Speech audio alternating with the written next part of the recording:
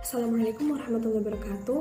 Kami dari kelompok 5, kelas B19, Prodi Tadris Matematika, Fakultas Tarbiyah, Institut Agama Islam Negeri Kudus. Kami membuat video tentang fungsi aritmatika pada teori bilangan bab 9 untuk memenuhi tugas teori bilangan yang diampu oleh Ibu Vina Triwahyuni, MPD. Saya, Sayyidah Nafisa Azmi, NIM 50, selaku moderator, dan teman-teman saya yaitu Martina Yulia Stantri dengan NIM 43, Nabila Fatimah Zahro dengan NIM 55, Zidni Alfi Zakiatin Nabila dengan NIM 56, Nur Fitriani Ngesih dengan NIM 57, Ahla Sofiah dengan NIM 62, dan Muhammad Nur Habib dengan NIM 75. Silahkan disimak videonya ya. Nama saya Muhammad Nur Habib, NIM 75. Di sini saya akan mempresentasikan atau menjelaskan mengenai fungsi tau. Tapi sebelumnya di sini saya akan menjelaskan mengenai fungsi aritmatika. Di mana fungsi aritmatika ini berdasarkan sifat-sifat yang dimiliki bilangan bulat dapat didefinisikan fungsi-fungsi tertentu yang mempunyai peranan tertentu dalam teori bilangan. Nah, dan fungsi-fungsi khusus tersebut sering disebut fungsi aritmetik atau fungsi teori bilangan. Dan pada umumnya fungsi aritmetik ini mempunyai daerah asal pada himpunan bilangan bulat positif. Nah, apabila f suatu fungsi aritmatik, maka fungsi f ini memetakan b positif atau b plus dengan b, di mana b ini adalah himpunan semua bilangan bulat, dan untuk b positif ini, b plus ini adalah himpunan semua bilangan bulat positif. Langsung saja ke fungsi tau. Kita definisi 7.1 atau definisi tau ini. Misalkan n suatu bilangan bulat positif, maka tau n menyatakan banyaknya pembagi bulat positif. Jadi tau ini adalah jumlah atau banyaknya pembagi bulat positif dari n, di mana n adalah suatu bilangan bulat positif. Nah, untuk banyaknya pembagi bilangan bulat positif dari n ini sering dinyatakan dengan rumus yang menggunakan notasi sigma. Ini notasi sigma. Nah, sehingga fungsi tau ini dapat dinyatakan sebagai berikut. Tau n sama dengan sigma 1 sebanyak d, di mana d ini adalah pembagi bulat positif dari n. N tadi apa? N adalah suatu bilangan bulat positif. Karena ini positif, maka n-nya ini harus sama dengan lebih dari sama dengan 1. Langsung saja ke contoh. Tentukanlah tau 32 dan tau 48. Nah, pertama-tama kita cari dulu pembagi bulat positifnya. Bagi bulat positif dari 32, kan ada ini 1, 2, 4, 8, 16, dan 32. Sehingga untuk tau 32-nya itu sama dengan sigma 1 sebanyak D, di mana D ini adalah pembagi bulat positif dari 32. Berarti banyaknya, sehingga banyaknya pembagi bulat positif dari 32 ini adalah 1, 2, 3, 4, 5, 6. Yaitu kita jumlahkan 1 ini sebanyak 6 kali, sama dengan 6. Maka banyaknya pembagi bulat positif dari 32 adalah 6. Nah, begitu juga dengan tau dari 48. Nah, untuk caranya pertama tadi apa? Kita cari dulu pembagi bulat positif dari 48. Nah, dari sini kan ketemu dari pembagi bulat positif dari 48 kan ada 1, 2, 3, 4, dan seterusnya sampai dengan 48 ini kan. Nah, sehingga untuk tau dari 48 ini sama dengan sigma 1 sebanyak D, di mana D ini adalah pembagi bulat positif dari 48. Maka kita tinggal jumlahkan 1 ini sebanyak pembagi bulat positif dari 48. Nah, pembagi bulat positif dari 48 kan ada 10. Nih, jika dihitungin ada 10, maka kita tinggal jumlahkan 1 ini sebanyak 10 kali. Sehingga ketemu nanti banyaknya pembagi bulat positif dari 48 adalah 10.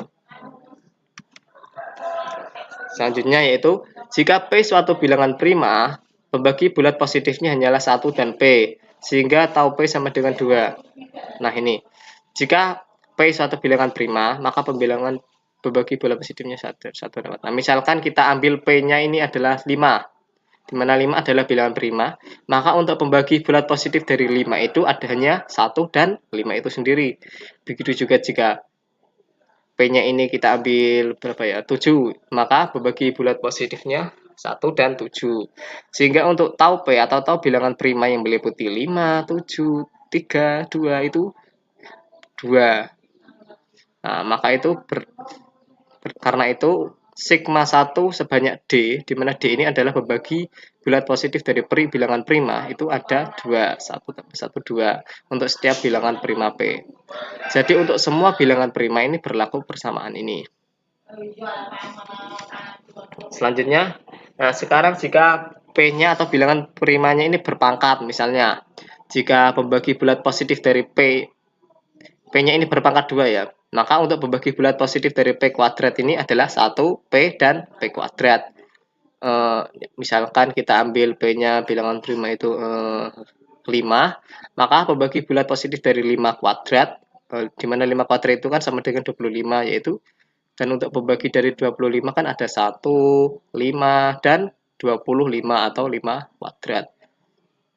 Sehingga tahu dari P kuadrat ini sama dengan sigma 1 sebanyak D, di mana D ini adalah pembagi bulat positif dari P kuadrat, yaitu ada 1, 1, yaitu, maaf, kesalahan, yaitu ada, kita tinggal jumlahkan 1 ini sebanyak pembagi positif dari P kuadrat. Nah, kita tahu bahwa pembagi positif dari P kuadrat ini ada, banyaknya kan ada 3, maka kita tinggal jumlahkan 1 ini sebanyak 3 kali. Nah, begitu juga nanti jika P-nya pangkat 3. Untuk penyelesaiannya sama seperti yang di atas. Sehingga dari sini dapat disimpulkan jika K suatu bilangan bulat positif dan P adalah suatu bilangan prima, maka tau dari P pangkat K ini sama dengan K plus 1. Nah, ini dapat disimpulkan jika P ini bilangan prima dan K bilangan bulat positif, maka untuk tahu dari ini kita tinggal menambahkan 1 pangkatnya. Pangkatnya ini kita tinggal tambahkan 1 untuk cara simpelnya ya. Misalnya ke ini, bilangan bulat positif dari P pangkat 3. P pangkat 3. Maka untuk tahu dari P pangkat 3 ini tinggal jumlahkan saja 3 ini, tambahkan saja 3 ini dengan 1, maka hasilnya 4. Begitu juga dengan ini. Jika P pangkat 2, maka kita tinggal tambahkan saja 2-nya ini dengan 1. Maka tahu P pangkat 2 ini sama dengan 3. Kan, sama kan? Nah, sekarang contohnya. Untuk contoh yang pertama itu 64. Nah, 64 ini didapat dari 2 pangkat 6. Jika nanti ada timbul pertanyaan, tapi 64 itu juga bisa didapat dari 8 pangkat 2. Nah, ingat, ini bilangan yang dipangkatkan ini harus bilangan prima sesuai dengan ini. P ini harus bilangan prima. Nah, jika kita menggunakan 64 ini menggunakan 8 pangkat 2, kan 8 bukan prima, jadi ini tidak berlaku. Maka ini harus bilangan prima, maka itu harus 2 bilangan prima.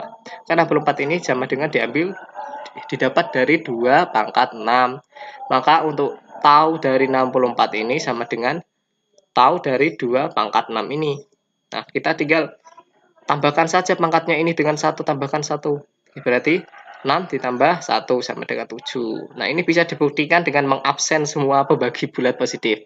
Kita absensi pembagi bulat positif dari 64 ini ada berapa? Ini kan ada pembagi bulat positif dari 64 kan ada 1, 2, 4, 8, 16, 32, dan 64. Nah, banyaknya pembagi ini kan ada 7 kan ya kan, ada 7 kan? 1, 2, 3, 4, 5, 6, 7. Berarti terbukti.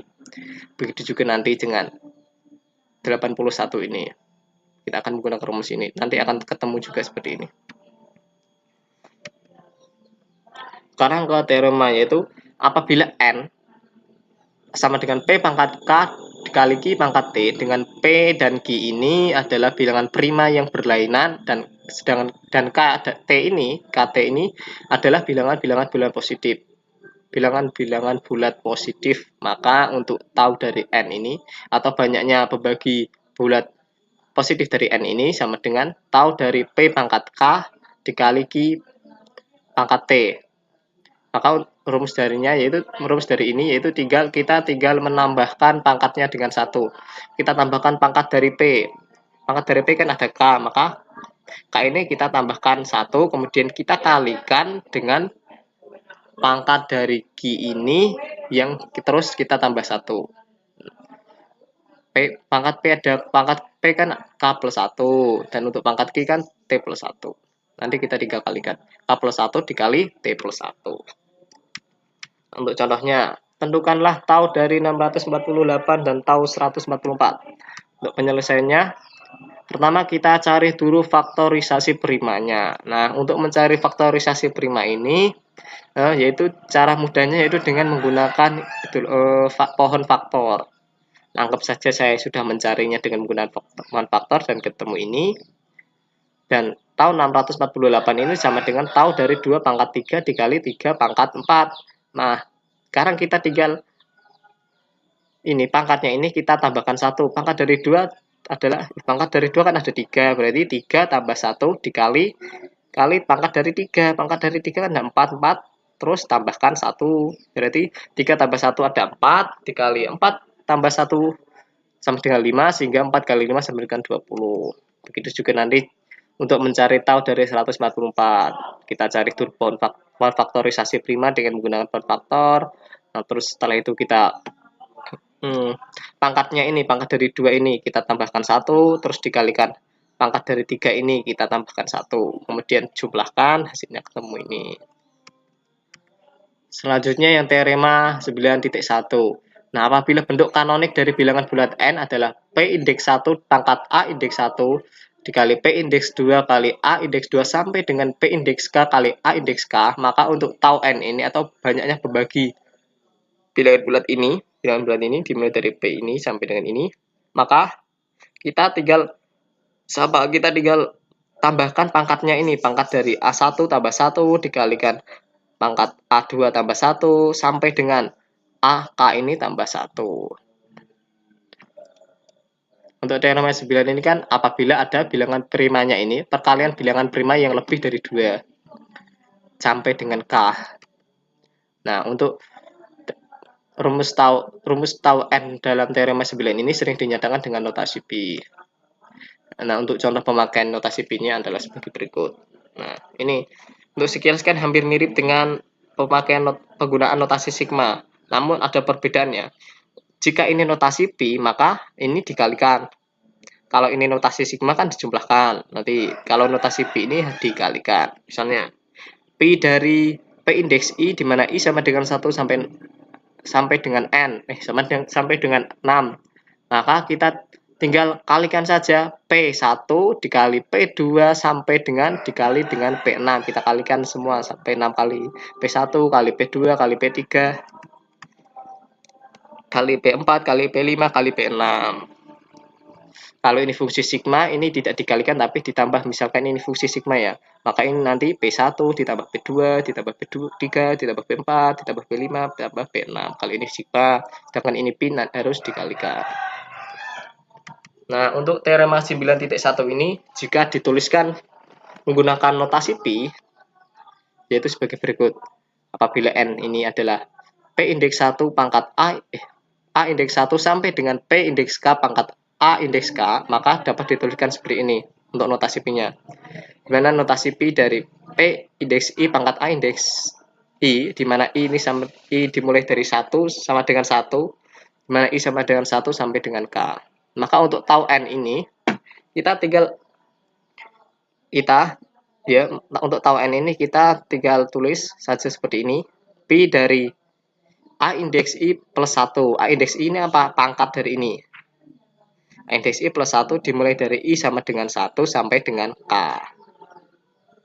Berarti ini perkalian dari pangkat ini ditambahkan 1 dikali ini ditambahkan 1 dikali ini ditambahkan 1 sampai dengan ini ditambahkan kali ini ditambahkan 1.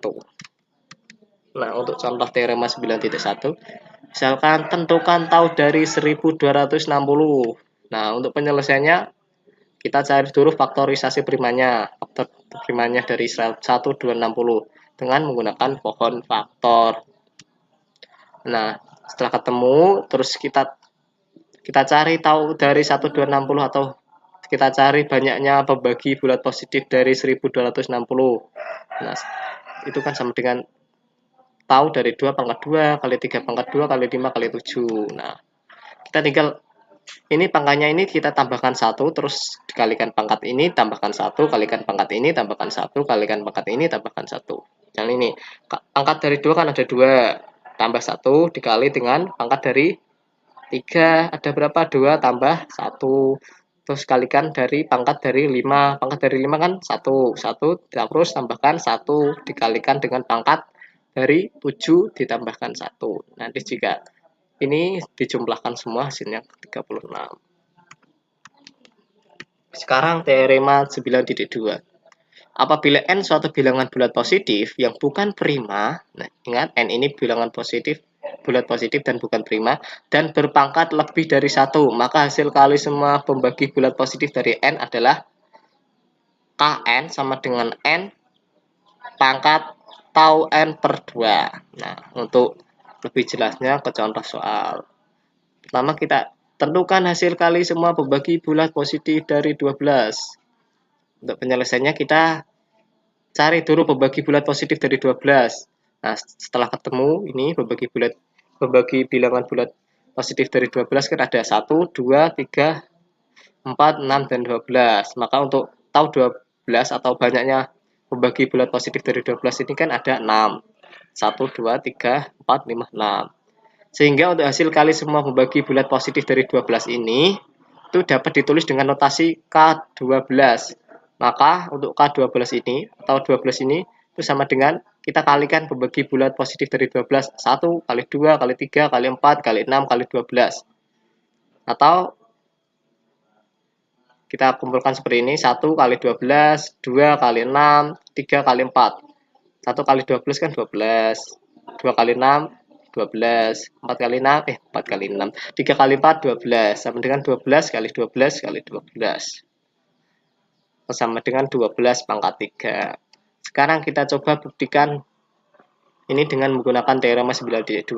Nah, sebagaimana rumus dari teorema 9.2 tadi kan Kn sama dengan n pangkat tau n per 2. Nah, kita tinggal masukkan n-nya ganti dengan 12 karena soalnya 12, berarti K12 sama dengan 12 pangkat tau 12 per 2, di mana tau dari 12 ini adalah 6. Maka 12 per 6 per 2, pangkat 6 per 2 sama dengan 12 pangkat 3. Dan untuk penjelasan selanjutnya akan dijelaskan oleh rekan saya. Saya Ahla Sofia, NIM 62, akan menerangkan tentang fungsi sigma. Fungsi sigma merupakan notasi yang dilambangkan dengan sigma n yang menyatakan jumlah semua pembagi bulat positif dari n. Jumlah semua pembagi bulat positif dari n. Definisi 7.2. Apabila n suatu bilangan bulat positif, maka sigma n menyatakan jumlah semua pembagi bulat positif dari n. Sigma n dapat dituliskan dengan sigma d, dengan d habis membagi n. D-nya itu merupakan semua pembagi bulat positif dari n. Misalnya n-nya itu 14, maka D-nya itu 1, 2, 7, dan 14. Contohnya, tentukan nilai dari sigma 12. N-nya 12, berarti pembagi bulat positif dari 12 itu adalah 1, 2, 3, 4, 6, dan 12. Maka sigma 12 itu jumlah keseluruhan dari pembaginya, yaitu hasilnya 28. 1 tambah 2, 3, 3 tambah 3, 6, 6 tambah 4, 10, 10 tambah 6, 16, 16 tambah 12, 28. Contoh selanjutnya, tentukan nilai dari sigma 27. N-nya 27, maka sigma 27 itu berapa? 27 pembagi bulat positifnya itu kan 1, 3, 9, dan 27. Maka sigma 27 itu jumlah keseluruhan dari pembagi bulat positif dari 20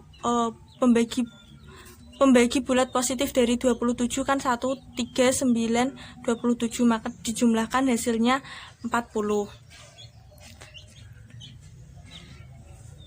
Kemudian buktikan bahwa sigma 2 hasilnya 3, sigma 3 hasilnya 4, sigma 5 hasilnya 6, sigma 7 hasilnya 8, sigma 11 hasilnya 12. Sigma 2, 2, 3, 5, 7, 11 dan seterusnya nanti kalau dikerjakan sendiri itu merupakan bilangan prima. Jadi kalau bilangan prima, pembagi positifnya itu kan 1 dan bilangan itu sendiri. Jadi 1 kalau 2 berarti 1 dan 2, kalau 3 1 dan 3, kalau 5 1 dan 5, kalau 7 1 dan 7, kalau 11 berarti 1 dan 11. Kalau sigma n-nya berarti tinggal menjumlahkan 1 ditambah 2, 3, 1 tambah 3, 4, 1 tambah 1 tambah 5, 6, 1 tambah 7, 8, 1 tambah 11 itu hasilnya 12. Dapat disimpulkan bahwa apabila n merupakan bilangan prima yang dimisalkan dengan p, ini kan n-nya bilangan prima. Kalau dimisalkan dengan p, maka sigma p sama dengan 1 tambah p, ya kan? Sigma p ini sama dengan 1 tambah p, bilangan prima tersebut. Contohnya, kemudian lanjutnya, bilangan p merupakan bilangan prima, maka sigma p pangkat 2 sama dengan 1 ditambah p pangkat 2. Pembuktiannya, karena p adalah bilangan prima, maka didapatkan pembagi positif dari p pangkat 2 yaitu 1, p, dan p pangkat 2. Sehingga didapatkan nilai sigma p pangkat 2 sama dengan 1 ditambah p pangkat 2. Contohnya, kalau p-nya 2, maka sigma p pangkat 2 sama dengan 1 tambah 2 pangkat 2 sama dengan 7. Kan membaginya 2 pangkat 2 itu kan 1, 2, dan 2 pangkat 2. Kemudian p sama dengan 3, maka sigma p pangkat 2 yaitu 3 pangkat 2 itu pembaginya 1, 3, dan 3 pangkat 2. Kalau dijumlahkan hasilnya 1 tambah 3, 4 tambah 9 sama dengan 13. P sama dengan 5 pangkat 2 sama dengan 1 tambah 5 pangkat 2 sama dengan 31. Bilangan P merupakan bilangan prima, maka sigma P pangkat 3 sama dengan 1 ditambah P pangkat 2 ditambah P pangkat 3 sampai dengan P pangkat dijumlahkan sampai dengan P pangkat T. Untuk semua T adalah bilangan asli. Pembuktiannya, lihat dari penjelasan sebelumnya bahwa P pangkat 2 mempunyai bilangan positif pembagi yaitu 1, P, dan P pangkat 2, sehingga sigma P pangkat 2 sama dengan 1 ditambah P pangkat 2. P pangkat T mempunyai bilangan positif pembagi yaitu 1, P pangkat 2, P pangkat 3 sampai dengan P pangkat T. Maka dapat disimpulkan bahwa sigma P pangkat 3 sama dengan 1 ditambah P pangkat 2 ditambah P pangkat 3 sampai dengan dijumlahkan sampai dengan P pangkat T. Untuk semua T adalah bilangan asli. Bilangan asli itu kan dimulai dari 1, 2, 3, dan seterusnya. Bilangan bulat positif juga dimulai dari 1, 2, 3, dan seterusnya. Jadi bilangan bulat positif dan bilangan asli itu sama. Contoh, P sama dengan 2, T-nya sama dengan 5. Sigma P pangkat 5, jadi 2 pangkat 5 sama dengan 1 ditambah berarti 2-nya pangkat 5. Berarti 1 ditambah 2 ditambah 2 pangkat 2 tambah 2 pangkat 3 tambah 2 pangkat 4 ditambah 2 pangkat 5. Kalau dijumlahkan hasilnya 63. Dari uraian tersebut, sigma P pangkat 3 kita peroleh rumus dari geometri, yaitu sigma P pangkat 3 sama dengan 1 tambah P pangkat 2 tambah P pangkat 3 sampai dengan P pangkat T. Itu dapat kita tulis yaitu P pangkat T plus 1 dikurangkan 1 per P min 1. Kalau kita masukkan yang ini ke ini, itu P-nya kan 2, berarti 2 pangkat T-nya 5 tambah 1, 6, di 2 pangkat 6. 2 pangkat 6 itu 64. 64 dikurangkan 1, 63 per 2 min 1.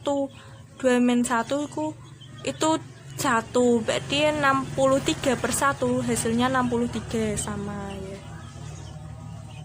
Apabila N sama dengan PQ, dengan P dan Q adalah bilangan prima yang berbeda, maka sigma PQ sama dengan sigma P dikalikan dengan sigma Q. Pembuktiannya, P merupakan bilangan prima, maka pembagi bilangan positifnya yaitu 1 dan P, sehingga sigma P sama dengan 1 ditambah P. Q merupakan bilangan prima, maka pembagi bilangan positifnya yaitu 1 dan Q, sehingga sigma Q sama dengan 1 ditambah Q. Dan PQ merupakan bilangan prima, maka pembagi bilangan positifnya yaitu 1, P dan PQ dan PQ, sehingga sigma N sama dengan sigma PQ sama dengan sigma P dikalikan sigma Q sama dengan 1 ditambah P dikalikan 1 ditambah Q. P-nya itu ini kan P-nya, ya kan, dan Q-nya yang ini dikalikan silang, 1 dikali 1, 1 P dikali 1 juga P, 1 dikali P, 1 dikali Q, P kali Q, PQ. Apabila M sama dengan P pangkat 2, Q pangkat 3 dengan P dan Q adalah bilangan prima yang berbeda, maka sigma P pangkat 2 itu kan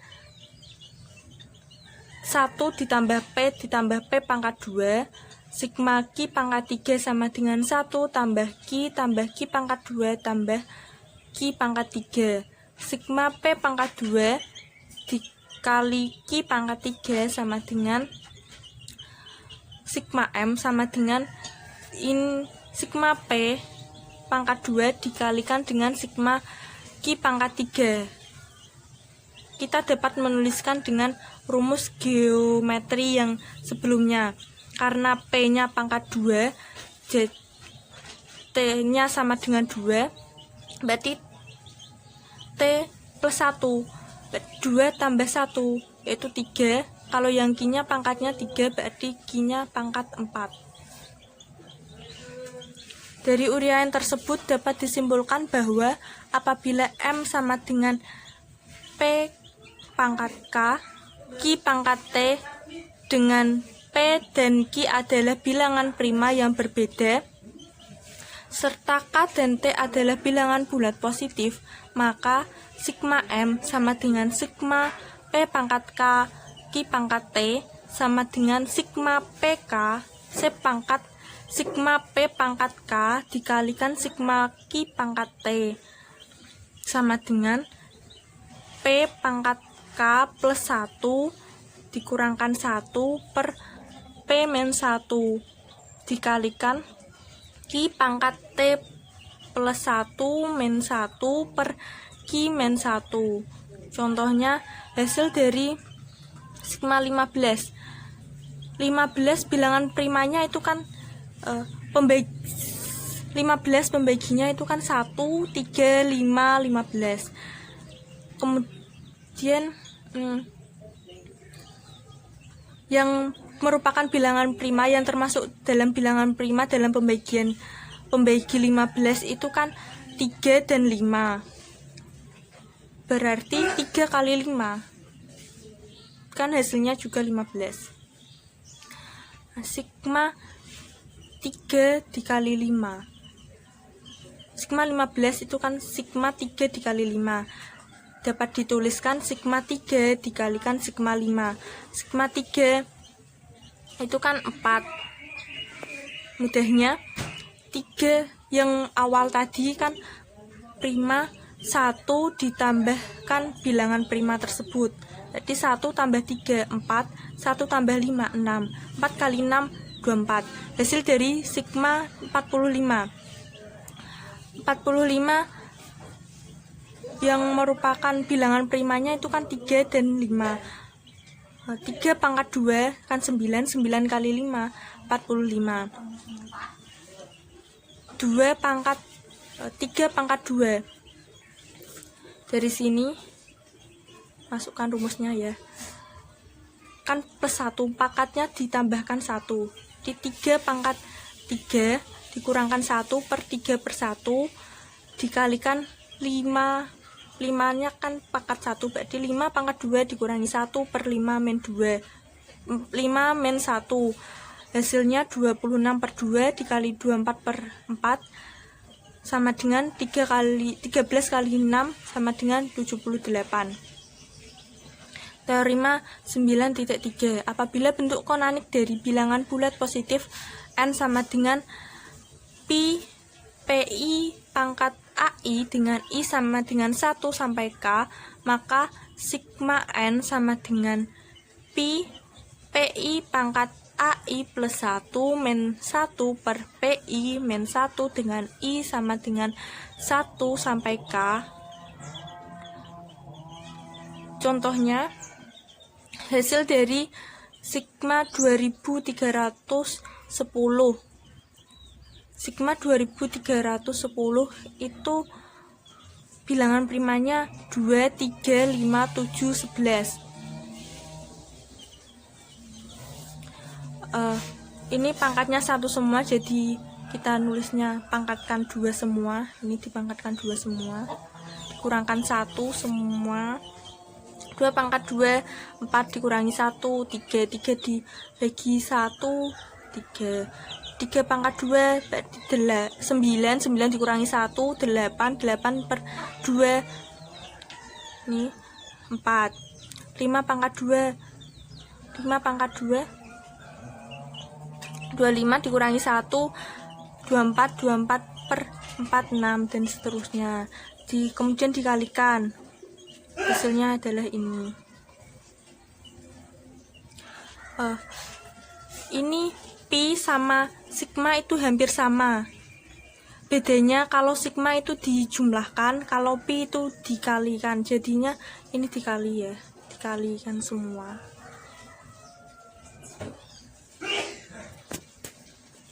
Nah, ini nanti bisa dipahami sendiri. Selanjutnya sigma n per n merupakan kebalikan dari jumlah pembagi bilangan bulat positif dari n. Pembuktiannya dari definisi 7.2 kita tahu bahwa n merupakan suatu bilangan bulat positif, maka sigma n sama dengan sigma d dengan d habis membagi n. Pada rumus tersebut d merupakan semua pembagi bilangan bulat positif dari n.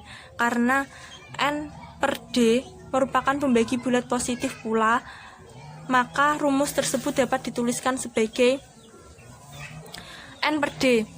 N per d itu misalnya n-nya itu 12, d-nya itu pembaginya 4. 4 kan juga pembagi dari 12. 12 per 4 hasilnya 3 juga pembagi dari 12. Maka rumus tersebut dapat dituliskan sebagai sigma n sama dengan sigma n per d dengan d habis membagi n sama dengan N-nya dikeluarkan, berarti N dikalikan sigma 1 per D dengan D habis membagi dengan N. N-nya dipindah ruas, perkalian menjadi pembagian, sigma N per N sama dengan sigma 1 per D dengan D habis membagi N. Contohnya, jumlah semua kebalikan pembagi bilangan bulat positif dari 18 adalah pembagi bulat positif dari 18 yaitu 1, 2, 3, 6, 9, dan 18. Sigma N per N, ini ada per N-nya ya. Ini. Ada per N. Sama dengan sigma 1 per D dengan D habis membagi 18. Yang habis membagi 18 tadi kan 1, 2, 3, 6, 9, dan 18. Ini jadikan penyebutnya. Jadikan penyebut semua. Kalau sudah disamakan penyebutnya, jadi 18 ditambah 9 tambah 6 tambah 3 tambah 2 tambah 1. Dijumlahkan hasilnya 39 per 18. Yang ini itu sama dengan sigma 18. Materi selanjutnya akan diterangkan oleh Mbak Fitria. Saya Nur Fitriani Mesin 57 akan melanjutkan penjelasan dari Mbak Hala pada definisi 7.3 pada halaman 77 berbunyi bahwa suatu fungsi aritmatik f disebut fungsi ganda jika f mn sama dengan fm kali fn untuk fpb m dan n sama dengan 1 apabila fm kali n sama dengan fm kali fn untuk setiap bilangan asli m dan n, maka f disebut fungsi ganda lengkap. Jadi fpb m sama dengan fpb m dan n sama dengan 1, dan jika m dan n adalah bilangan asli, maka fmn sama dengan fm kali fn. Langsung pada contoh yang pertama, yaitu fungsi fn sama dengan 1 untuk setiap bilangan asli n adalah suatu fungsi ganda lengkap, sebab jika m dan n bilangan asli, maka fn sama dengan 1, fn sama dengan 1, dan fm kali n sama dengan 1, sehingga fm kali n sama dengan fm kali fn. Seperti tadi, bahwa m dan n nya itu bilangan asli, jadi fm kali n sama dengan fm kali fn. Kemudian yang kedua, fungsi fx sama dengan x pangkat 3 untuk setiap bilangan asli x adalah suatu fungsi ganda lengkap. Jika m dan n bilangan asli, maka fm sama dengan m pangkat 3 dan fn sama dengan n pangkat 3. Disubstitusikan tadi yang fx sama dengan x pangkat 3. Jadi fm kali n sama dengan mn pangkat 3 sama dengan dijabarkan m pangkat 3 kali n pangkat 3 sama dengan fm kali fn. Lanjut pada teorema 9.4 di halaman 78. Fungsi tau dan sigma masing-masing adalah fungsi ganda. Dengan pembuktian, buktinya yaitu misalkan m dan n adalah bilangan bulat positif dan fpb m dan n sama dengan 1, bentuk-bentuk kakonik dari m dan n berturut-turut adalah bentuk kakonik sudah dijelaskan pada materi sebelumnya, diperoleh m sama dengan P1 pangkat A1, P2 pangkat A2 sampai dengan PR pangkat AR, dan n sama dengan Q1 pangkat B1, Q2 pangkat B2 sampai dengan QT pangkat BT. Karena FPB M dan n sama dengan 1, maka bilangan-bilangan prima PI dan QC itu berbeda. Jadi bentuk kakonik dari M kali N sama dengan Mn sama dengan P1 pangkat A1 P2 pangkat A2 sampai dengan PR pangkat AR kali kali Q1 pangkat B1 Q2 pangkat B2 sampai dengan QT pangkat BT. Dan jika menggunakan teorema 7.1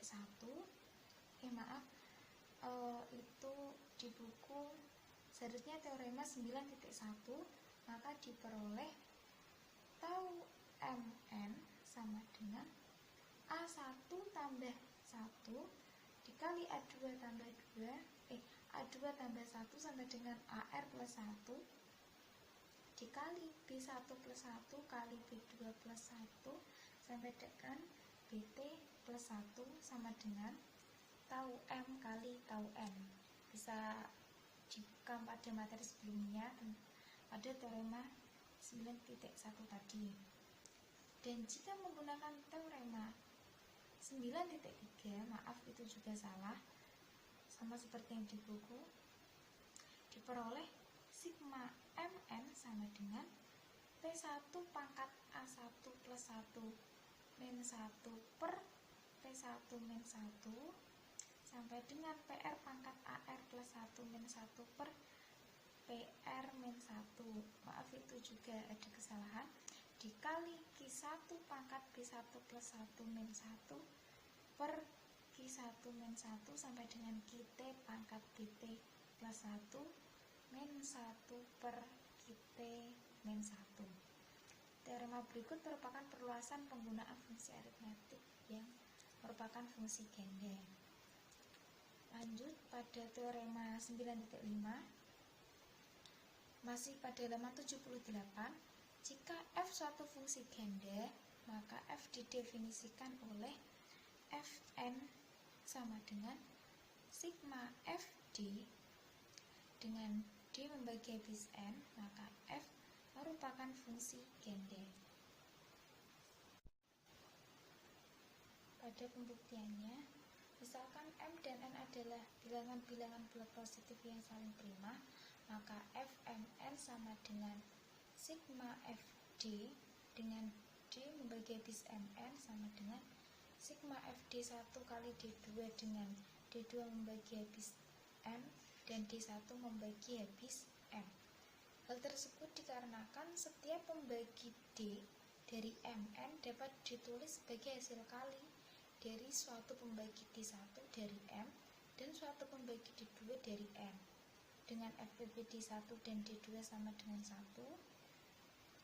karena F1 suatu fungsi ganda, maka FD1 D2 sama dengan FD1 kali FD2. Jadi Fmn sama dengan sigma Fd1 kali Fd2 dengan D1 membagi habis M sama dengan sigma Fd1 dengan D1 membagi habis M kali sigma Fd2 dengan D2 membagi habis D2 membagi habis M sama dengan Fm kali Fn. Langsung ke contoh soalnya. Baik, untuk contohnya pada teorema 9.5 tadi diambil contoh N sama dengan 4 dan N sama dengan 3, sehingga Fmn dimasukkan F4 dan 3 sama dengan sigma Fd dengan membagi habis dengan D membagi habis 12 dari mana? Dari 4 kali 3 sama dengan F1 tambah F2 tambah F3 tambah F4 tambah F6 tambah F12. Dari mana angka tersebut? Dari faktor pembagi dari 12, yaitu angka 1, 2, 3, 4, 6, dan 12. Berarti F1, F2, F3, F4, F6, dan F12. Karena sigma jadi ditambahkan semuanya. Kemudian sama dengan F1 kali 1 ditambah F2 kali 1 ditambah F1 kali 3 ditambah F4 kali 1 ditambah F2 kali 3 ditambah F4 kali 3. Itu dari pembuktian tadi bahwa setiap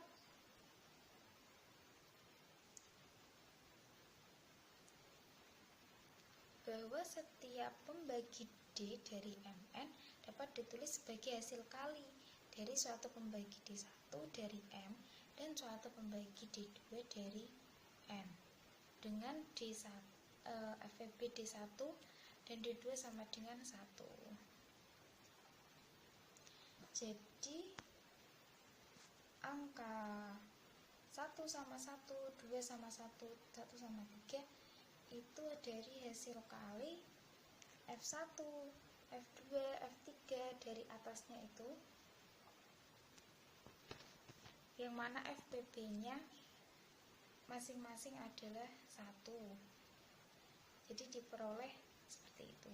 Sama dengan F1 kali F1 ditambah F2 kali F1 ditambah F1 kali F3 ditambah F4 kali F1 ditambah F2 kali F3 ditambah F4 kali F3 dipisahkan sama dengan F1 ditambah F2 ditambah F4 dikali F1 tambah F3 itu dari teorema sebelumnya, yaitu teorema 9,5 yang menjelaskan bahwa maka sigma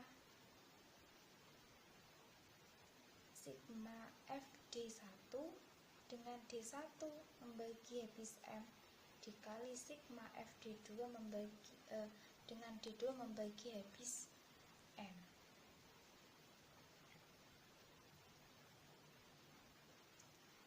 Jadi karena 1, 2, 4 itu merupakan faktor pembagi dari 4 dan 1, 3 faktor pembagi dari 3. Jadi 1, 2, 4 faktor pembagi dari M nya itu 4 dan 1 sama 3 faktor pembagi dari 3, M nya 3. Jadi sama dengan sigma FD1 dengan D1 membagi habis 4 dikali sigma FD2 dengan D2 membagi habis 3 sama dengan F4 kali F3. Saya Zidni Alfizakia Nabila akan melanjutkan mengenai fungsi Mobius. Definisinya, apabila n suatu bilangan bulat positif, maka mu n sama dengan 1 jika n sama dengan 1 akan bernilai 0 jika P kuadrat membagi habis N untuk bilangan prima P.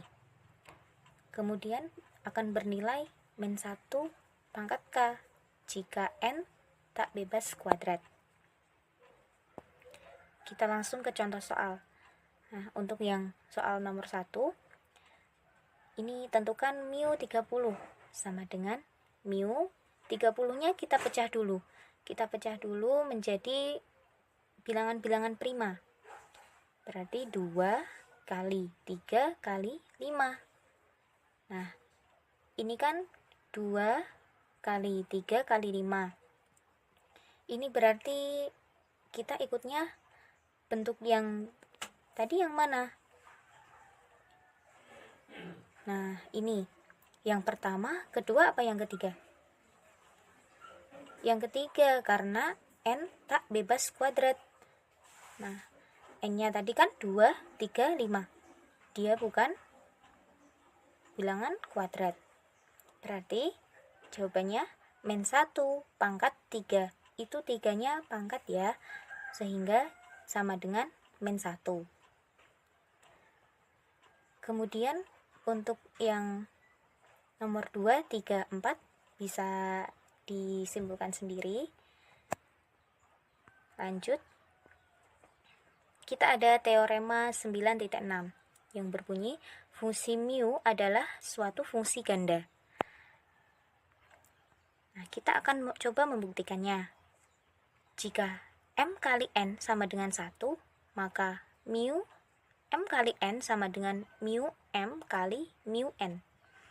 Jika p suatu bilangan prima dan p kuadrat membagi habis m, maaf itu harusnya membagi, bukan angka 1, atau p kuadrat membagi habis n, maka p kuadrat membagi habis nm, sehingga mu m kali n sama dengan 0 kali mu m kali mu n. Jadi hasilnya 0.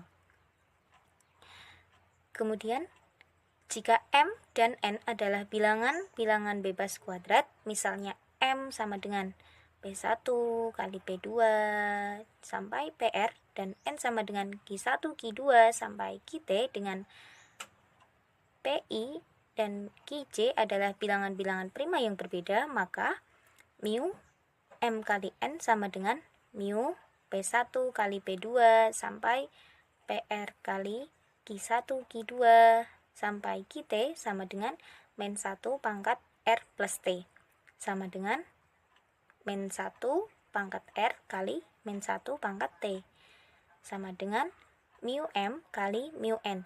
Jadi dari pembuktian ini dapat disimpulkan bahwa mu adalah fungsi ganda. Nah, contohnya, semua faktor bilangan bulat positif dari 12 adalah 1, 2, 3, 4, 6, dan 12.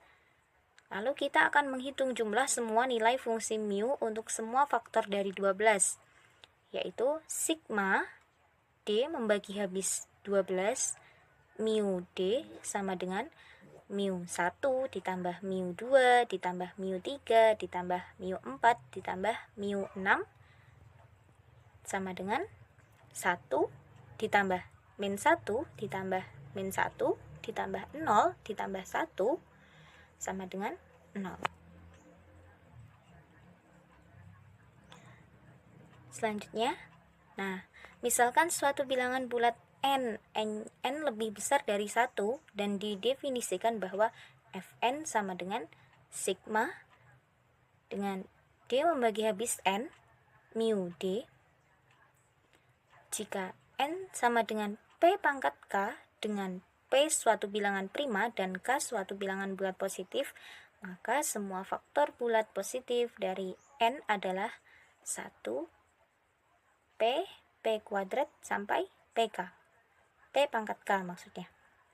Sehingga Fn sama dengan sigma D membagi habis n mu D sama dengan mu 1 ditambah mu P ditambah mu P kuadrat sampai ditambah mu P pangkat K mu P pangkat K sama dengan 1 ditambah min 1 ditambah 0 ditambah 0 sampai ditambah 0 sama dengan 0. Lalu, apabila bentuk kanoik dari n adalah n sama dengan P1 pangkat K1, P2 pangkat 2 sampai, maaf itu P2 pangkat K2 harusnya, sampai PR pangkat KR, maka Fn sama dengan F kali P1 pangkat K1 kali F P2 pangkat K2 sampai kali F PR pangkat KR sama dengan 0. Nah, uraian ini merupakan bukti dari teorema selanjutnya, yaitu teorema 9.7, yaitu sigma dengan D membagi habis n mu D sama dengan 1 jika n-nya sama dengan 1 dan 0 jika n lebih besar dari 1. Dengan D suatu bilangan bulat positif. Nah, pada teorema 9.5 sebelumnya sudah dijelaskan bahwa jika F kecil suatu fungsi ganda dan F besar didefinisikan oleh F besar N sama dengan sigma D membagi habis N FD, maka F besar ini suatu fungsi ganda pula. Nah, dari hubungan ini selanjutnya akan kita cari, kemudian akan dihasilkan yaitu rumus inversi Mobius yang akan disampaikan oleh rekan saya. Selanjutnya teorema 9.8. Misalkan F besar dan F kecil adalah dua fungsi aritmatik yang dihubungkan oleh rumus Fn sama dengan sigma Fd dengan syarat D dibagi N, maka Fn sama dengan sigma mu D kali F kali D per N dengan syarat D dibagi N sama dengan sigma mu N per D kali F kali D. Bukti sigma mu D kali F kali N per D dengan syarat N dibagi D dibagi N sama dengan sigma mu N dengan syarat D dibagi N kali sigma Fd dengan syarat D dibagi N per D sama dengan sigma D dibagi N kali sigmanya ini digeser, yang awal mulanya di tengah terus digeser ke pinggir. Jadi sigma mu dFd dengan syarat D dibagi N per D dibagi N per D. Mudah ditunjukkan bahwa D dibagi N dan T dibagi N per D jika dan hanya jika T dibagi N dan D dibagi N per T, sehingga sigma Fd dengan syarat D dibagi N kali sigma Fd dengan syarat D dibagi N per D. Karena di sini variabelnya sama-sama C, kita ubah menjadi D. Jadi sigma C dibagi N kali sigma Fd mu D kali D dibagi N per T. Ini sigmanya digeser ya, sama dengan sigma Fc dengan syarat C dibagi N kali sigma mu D dengan syarat D dibagi N per T. Menurut teorema 9.7, sigma mu D dengan syarat D dibagi N sama dengan 1 jika nilainya 1 jika N per T sama dengan 1. Nilainya 0 jika N per T lebih dari 1. Sehingga persamaan 1 menjadi sigma Fc dengan syarat C dibagi N kali sigma mu D dengan syarat D dibagi N per T sama dengan sigma Fc1 dengan syarat C sama dengan N sama dengan Fn. Kenapa di sini pakai 1? Agar bisa kembali ke rumus awal ini tadi, Fn-nya tadi. Apabila dia dimasukkan nilai 0, nanti berapapun yang dikalikan 0 kan hasilnya tetap 0. Jadi dia tidak bisa kembali ke rumus semula ini. Terus sebagai ilustrasi untuk menjelaskan penggunaan jumlahan rangkat tersebut, misalkan diambil dengan N sama dengan 10. N itu tuh kayak sebagai faktor mencari 10 ya, FPD faktor 10, dan D ini hasil dari faktor 10 kan 1, 2, 5, 10. Terus sigma D dibagi 10 kali sigma mu D Fc dengan syarat T dibagi 10 per D sama dengan mu 1 kali F1 tambah F2 tambah F5 tambah F10 ditambah mu 2 kali F1 tambah F5 ditambah mu 5 dikali F1 ditambah F2 ditambah mu 10 kali F1. Ini satunya itu dikeluarin satu-satu. Jadi itu kenapa ada 1, 2, 5, 10 ini tuh dari faktor dari 10. kan yang bisa dibagi habis dengan 10 kan 1, 2, 5, 10. Terus 10 dibagi 2 hasilnya itu 1 sama 5. Terus mu 5 ini dari mana? 10 dibagi 5 hasilnya 1 sama 2. Terus 10 dibagi 10 sisa 1.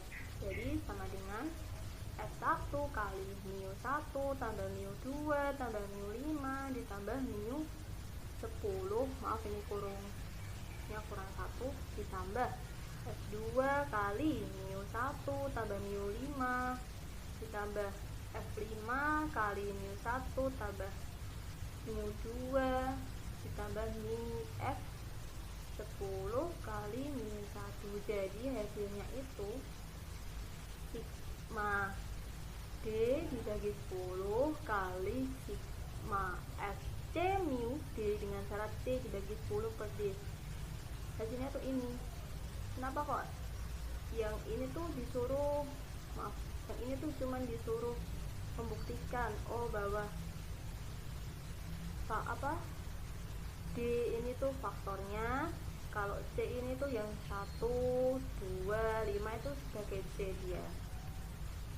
Untuk melihat bagaimana peranan rumus inversi Mobius ini, kita perhatikan kembali fungsi tau, ini tau ya, enggak R, tau dan sigma yang dinyatakan sebagai fungsi jumlahan, yaitu tau n sama dengan sigma 1 D dibagi n dan sigma n sama dengan sigma D dibagi n.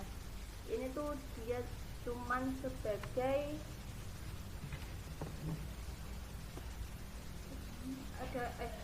ada kaitannya dengan fungsi jumlahan. Terus maka dengan menggunakan rumus inversi Mobius teorema 9-8 yang ini, maka rumus tau dan sigma tersebut dapat ditentukan inversinya, yaitu sigma mu n per D kali tau D dengan syarat D dibagi n sama dengan 1, dan sigma mu n per D kali tau D dengan syarat D dibagi n sama dengan n untuk setiap bilangan asli n. Setiap bilangan asli. Selanjutnya teorema 9-9.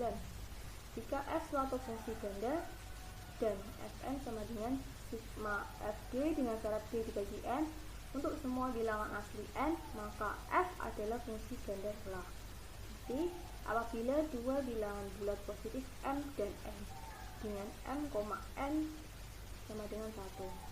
Apabila D dibagi N kali N dan D sama dengan D1 kali D2, karena M kali N ya ini sama dengan 1, maka D1 dibagi habis dengan D dan D2 dibagi habis dengan D, dan D1, D2 sama dengan 1. Dengan menerapkan rumus inversi Mobius, maka F M kali N sama dengan ini kalian ya, koma garisnya titik, sama dengan sigma mu D kali F kali N per D dengan syarat D dibagi M kali N sama dengan sigma mu D1 kali D2 kali F kali N per D1 kali D2 dengan syarat D1 dibagi M, D2 dibagi N sama dengan sigma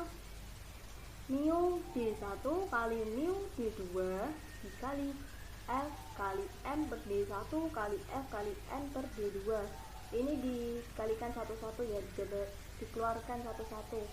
Mu dengan mu dikalikan dengan D1, mu dikalikan dengan D2, F dikalikan dengan M per D1 dikali F dikalikan dengan N per D2 sama dengan sigma mu D1 dengan syarat D dibagi M, D1 dibagi M kali F kali M per D1 dikali sigma mu D2 kali F kali N per D1 dengan syarat D2 dibagi F sama dengan Fm kali Fs. Jadi F adalah fungsi ganda. Ini sebagai contoh soalnya biar nggak bingung tadi. Jika n sama dengan 4 dan n sama dengan 3, maka buktikan bahwa bilangan bulat positif tersebut adalah fungsi ganda. F 4.3 sama dengan sigma FD dengan syarat D dibagi 12 sama dengan F kali 1 F1 tambah F2 tambah F3 tambah F4 tambah F6 tambah F12. Ini semua itu hasil faktor dari 12 sama dengan ini kan tadi rumusnya D1 kali D2 D1 kali D2 gitu kan. Jadi sama dengan F1 kali 1 F2 kali 1 ditambah F1 kali 3 ditambah F4 kali 1 ditambah F2 kali 3 ditambah F4 kali 3 sama dengan dikeluarkan satu-satu F1 kali F1 dan seterusnya. Itu sama dengan lagi F1 ditambah F2 ditambah F4 dikali F1 ditambah F3 sama dengan sigma FD1 dengan syarat D dibagi 4 D1 dibagi 4 kali sigma FD2 dengan syarat D2 dibagi 3 sama dengan F4 M nya tadi 4 dikali N nya tadi 3, jadi F4 kali F3. Selanjutnya, tentang fungsi bilangan bulat terbesar yang dilambangkan dengan fungsi kurung persegi. Definisi, suatu bilangan real X tanda X kurung persegi itu bacanya suatu bilangan bulat terbesar yang kurang dari atau sama dengan X, yaitu bilangan bulat tunggal yang memenuhi bilangan bulat terbesar yang kurang dari atau sama dengan X lebih dari X min 1, atau bilangan bulat terbesar yang kurang dari atau sama dengan X kurang dari sama dengan X. Salah satu penggunaan konsep fungsi bilangan bulat terbesar ini adalah menentukan banyaknya faktor prima P yang muncul membagi N faktorial. Sebagai contoh, berapa kalikah bilangan 3 muncul sebagai pembagi dari 9 faktorial? 9 faktorial itu kan 1 kali 2 kali 3 kali 4 kali 5 kali 6 kali 7 kali 8 kali 9 sama dengan 2 pangkat 7 dikali 3 pangkat 4 dikali 5 dikali 7. Ini berarti bilangan 3 muncul sebagai pembagi 9 faktorial sebanyak 4 kali ditunjukkan oleh eksponen dari 3 dalam bentuk kanonik dari 9 faktorial. Teorema 9.10. Jika N suatu bilangan bulat dan P suatu bilangan prima, maka eksponen tertinggi dari P yang membagi N faktorial adalah sigma N per P pangkat K dengan K sama dengan 1. Bilangan-bilangan bulat positif N yang dapat dibagi oleh P adalah P, 2P, 3P, seterusnya hingga TP. Dengan T adalah bilangan bulat terbesar sedemikian hingga N lebih besar dari sama dengan TP atau N kurang dari T plus 1 kali P. Atau dengan kata lain, T adalah bilangan bulat terbesar yang kurang dari atau sama dengan N per P. Jadi terdapat bilangan bulat terbesar yang kurang dari atau sama dengan N per P faktor dari N faktorial, yaitu P, 2P, 3P, seterusnya hingga bilangan bulat terbesar yang kurang dari atau sama dengan N per P dikali P. Selanjutnya dicacah banyaknya bilangan-bilangan positif 1, 2, 3, seterusnya hingga N yang tepat terbagi oleh P kuadrat, yaitu P kuadrat, 2P kuadrat, 3P kuadrat, seterusnya hingga bilangan bulat terbesar yang kurang dari atau sama dengan N per P kuadrat dikali P kuadrat. Proses ini berhingga karena mesti ada P pangkat K dengan P pangkat K lebih dari N, sehingga banyaknya faktor P dari N faktorial adalah sigma suatu bilangan bulat terbesar yang kurang dari atau sama dengan N per P pangkat K dengan K sama dengan 1 hingga tak hingga. Contoh, berapakah banyaknya angka 0 dari representasi desimal 50 faktorial? Untuk menjawab soal tersebut, menghitung banyaknya faktor 10 dari hasil kali 50 faktorial, cukup menghitung eksponen tertinggi dari 2 dan 5 dalam faktorisasi prima dari 50 faktorial, dan memilih eksponennya yang terkecil. Eksponen tertinggi dari 2 dalam 50 faktorial adalah, caranya seperti rumus tadi, sigma n per p pangkat k, n-nya itu 50, sedangkan p pangkat k, p-nya diperoleh dari perhitungan faktorisasi prima dari 50 faktorial, yaitu tadi sudah disebutkan 2 dan 5. Kita mencari satu-satu yang eksponen tertinggi dari 2 dalam 50 faktorial, yaitu 50 per 2 pangkat k sama dengan 50 per 2 plus 50 per 2 pangkat 2 plus 50 per 2 pangkat 3 hingga seterusnya. Karena P pangkat K, P-nya 2, K sebagai konstanta dari 1, 2, 3, 4, 5. Dihitung seperti pembagian biasa, jadi hasilnya 47. Berarti 2 pangkat 47 merupakan faktor dari 50 faktorial. Sedangkan untuk 2 pangkat 48 itu bukan faktor dari 50 faktorial. Sekarang yang eksponen tertinggi dari 5 yang menjadi faktor dari 50 faktorial. Caranya juga sama seperti sebelumnya. P-nya hanya diganti menjadi 5. Sedangkan K pangkat konstantanya itu 1 dan 2. 50 per 5 sama dengan 10 plus 50 per 5 pangkat 2, 50 per 25, 2. Jadi 10 plus 2 sama dengan 12. Jadi pangkat tertinggi dari 5 yang membagi 50 faktorial adalah 12, sehingga banyaknya angka 0 dalam representasi desimal dari 50 faktorial adalah 12. Saya bilang soal seminim 50. Pada kesempatan kali ini, saya akan melanjutkan penjelasan dari rekan saya sebelumnya tentang fungsi bilangan bulat terbesar dalam teorema 9.11. Misalkan f dan f besar adalah fungsi-fungsi aritmetik sedemikian hingga f besar n sama dengan sigma fd dengan batas bawah d membagi n, maka untuk sembarang bilangan bulat positif n berlaku sigma f besar n dengan batas bawah n sama dengan 1 sampai n sama dengan sigma fk dengan batas bawah k sama dengan 1 sampai n per k. Nah, dari ketentuan diperoleh bahwa sigma fn dengan batas bawah n sama dengan 1 sampai n, nah f besar n-nya ini dalam ketentuan dan teorema di atas adalah sigma fd dengan batas bawah d membagi n. Nah, kita akan mengumpulkan suku-suku yang nilainya sama dari fd dalam jumlah pelahan rangkap tersebut untuk suatu bilangan bulat positif tertentu k kurang dari sama dengan n. Jadi nilai k ini bisa kurang dari atau sama dengan nilai n.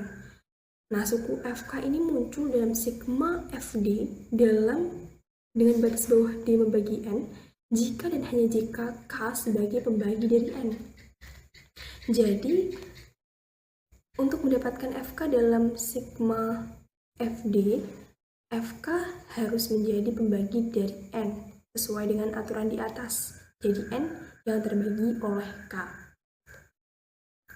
Nah, selanjutnya, maka ruas kanan dari 1 memuat fk sekurang-kurangnya sebuah suku. Selanjutnya, untuk menghitung jumlahan sigma fd dengan batas bawah d membagi n, di mana fk hanya sebuah suku, berarti cukup menentukan banyaknya bilangan-bilangan bulat di antara 1, 2, 3, sampai n besar yang terbagi oleh k. Terdapat tepat fungsi bilangan bulat terbesar kurang dari sama dengan n per k. Jadi, untuk setiap k dengan 1, dengan k lebih besar sama dengan 1 atau k kurang dari sama dengan n besar adalah suatu suku dari jumlahan sigma fd dengan batas bawah d membagi n untuk fungsi bilangan bulat terbesar kurang dari sama dengan n per k. Bilangan bulat berbeda yang lebih kecil atau sama dengan n. Nah, itu tulis dalam jumlah lengkap seperti di bawah ini. Lalu sebagai penerapan untuk teorema 9.11 ini kita ambil fungsi aritmatik tau dan sigma. Dan seperti rumus di bawah ini adalah fungsi atau rumus dari tau dan sigma. Langsung masuk pada contoh soalnya untuk lebih memahamkan. Contoh soal yang poin pertama, sigma tau n dengan batas bawah n sama dengan 1 sampai 6, dan poin B, sigma n dengan batas bawah n sama dengan 1 sampai 6. Nah, untuk penyelesaiannya diketahui sigma tau n dengan batas bawah n sama dengan 1 sampai 6. Nah, lalu rumus itu didapat dari di atas tadi, bisa dibaca sendiri. Nah, n besarnya ini adalah 6, n-nya adalah 1 sampai 6. Jadi pembagiannya adalah 6 per 1, 6 per 2, 6 per 3, 6 per 4, 6 per 5, dan 6 per 6. Lalu dibagi, 6 per 1 adalah 6, 6 per 2 adalah 3, 6 per 3 adalah 2, 6 per 4 adalah 1, 6 per 5 adalah 1. Kenapa harus 1? Karena di sini harus bilangan bulat ya. Lalu 6 per 6 sama dengan 1, lalu dijumlah. Nah, hasilnya adalah 14. Lalu untuk penyelesaian yang contoh soal kedua, sigma n dengan batas bawah n sama dengan 1 sampai 6. Lalu rumusnya itu seperti di atas tadi, n-nya yang untuk pengalinya adalah 1 sampai 6, dengan n besarnya adalah 6, n-nya adalah 1 sampai 6. Jadi pengaliannya 1 kali 6 per 1, 2 kali 6 per 2, 3 kali 6 per 3, 4 kali 6 per 4, 5 kali 6 per 5, 6 kali 6 per 6. Hasilnya bisa dihitung sendiri ya, sehingga mendapatkan hasil yaitu 33. Nah, itu tadi penjelasan dari kelompok 5 tentang fungsi aritmatika teori bilangan bab 9. Untuk lebih memahamkan kalian pada fungsi aritmatika bab 9 ini, kalian bisa mengerjakan latihan soal yang tersedia di sini. Selamat mengerjakan. Sekian dari kami, kelompok 5. Apabila ada kesalahan tutur kata, kami mohon maaf yang sebesar-besarnya. Wassalamualaikum warahmatullahi wabarakatuh.